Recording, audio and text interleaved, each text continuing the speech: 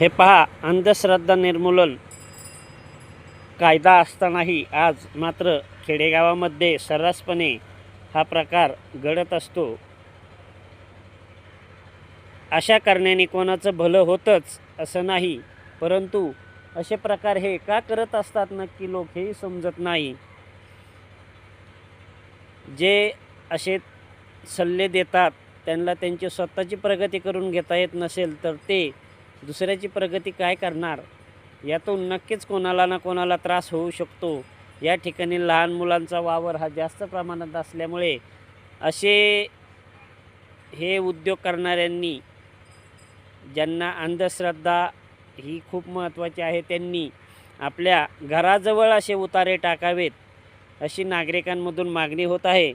तरी आज हे पहा, या वाहतुकीच्या अगदी रस्त्यावरूनच हा परिसर आहे. तरी या ठिकाणी कोणीही असे उतारे टाकू नयेत अशी नागरिकांमधून मागणी होत आहे. हा प्रकार मांडवगण फराटा येथील आहे. तरी असे अर्धलिंबू कापून टाकणं, त्यावरती जे काही प्रक्रिया करणं, हे अंधश्रद्धेचा एक प्रकार असू शकतो नाही का, अशीही नागरिकांमध्ये एक शंका निर्माण होत आहे. तरी असे जे उपाय कोण करत असतील, हा जो उद्योग कोण करत असेल, त्यांनी आपलं कल्याण करून घेत असताना जरा समाजाचाही विचार करावा, जेणेकरून या ठिकाणाहून लहान मुले जात असतात, येत असतात, खेळत असतात आणि हा उतारा न जाणे कोणाकडून ओलांडण्यात आला अथवा याबाबत काही झाल्यास याला जबाबदार कोण. म्हणजे आपलं भलं होण्यासाठी दुसऱ्याचं वाटोळ करायचं हा प्रकार आजही ग्रामीण भागामध्ये सुरू असल्याचं हे निदर्शनास आलं.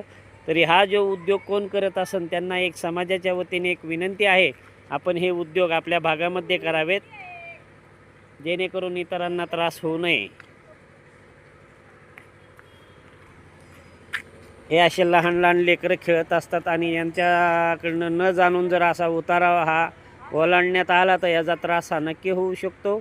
तरी असे उतारे टाकणाऱ्यांनी अशा लहान ज्या ठिकाणी मुले आहेत या ठिकाणी मात्र असे उतारे हे टाकू नयेत अशी मागणी मात्र येथे राहणाऱ्या व रस्त्यावरून येणाऱ्या जाणाऱ्यांमध्ये याबाबत चर्चा सुरू आहे.